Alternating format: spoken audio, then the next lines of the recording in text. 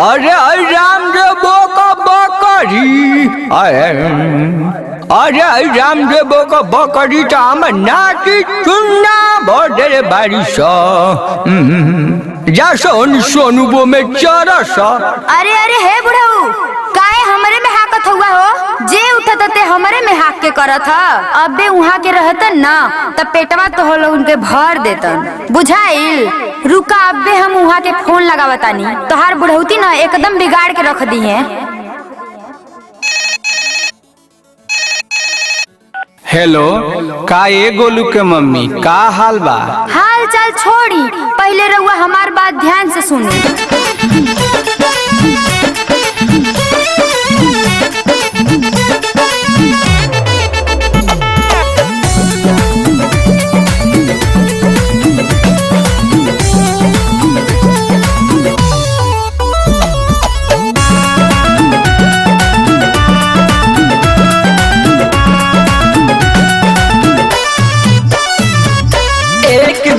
बोले बानी का करी हो सैया छोड़ के आ जानो करी। एक बीघा बोले बानी का करी हो सैया छोड़ के आ जानो करी।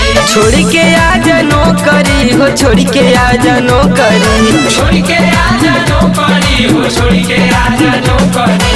एक बीघा बोले बानी का करी हो सैया छोड़ के आ जानो करी। एक बीघा बोले बानी का करी हो सैया छोड़ के आ जानो करी।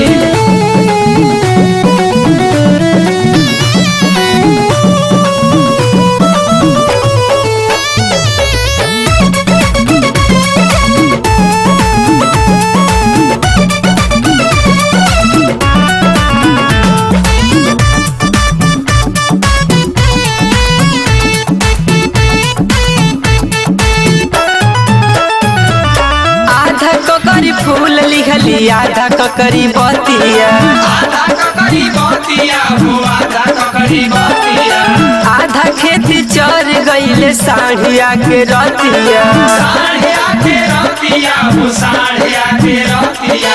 आधा ककरी चर गईली बकरी हो सैया छोड़ के आ जानो करी। आधा ककरी चर गईली बकरी हो सैया छोड़ के आ जानो करी। एक बीघा बोले बानी का करी हो सैया छोड़ के आ जानो करी। एक बीघा बोले बानी का करी हो सैया छोड़ के आ जानो करी।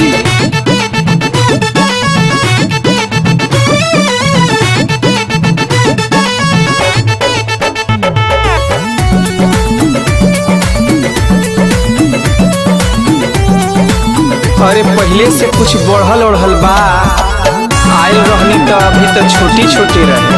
वीडियो कॉल पे हो के पूछतानी देखी देखावत बानी कितना बड़ा बड़ा हो गइल बा।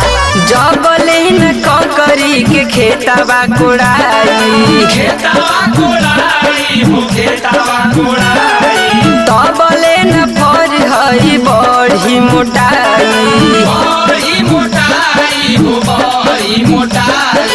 जामल बाटे घास मोथा मकरी हो सैया छोड़ के आ जानो करी। जामल बाटे घास मोथा मकरी हो सैया छोड़ के आ जानो करी। एक बीघा बोले बानी का करी हो सैया छोड़ के आ जानो करी। एक बीघा बोले बानी का करी हो सैया छोड़ के आ जानो करी।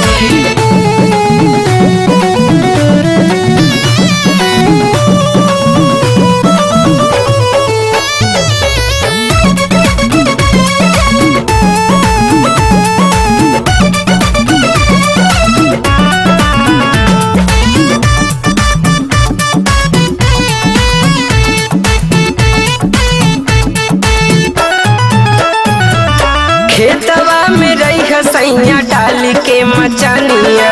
डाल के मचनिया हो डाल के मचनिया।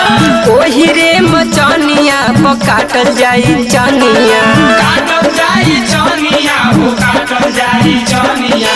बीज शंकर राजन से न सपरी हो सैया छोड़ के आ जानो करी। बीज शंकर राजन से न सपरी हो सैया छोड़ के आ जानो बिगहा बोले बानी का करी हो सैया छोड़ के आजा नौकरी। 1 बीघा बोले बानी करी हो सैया छोड़ के आजा नौकरी। तो ठीक बा आवत तानी।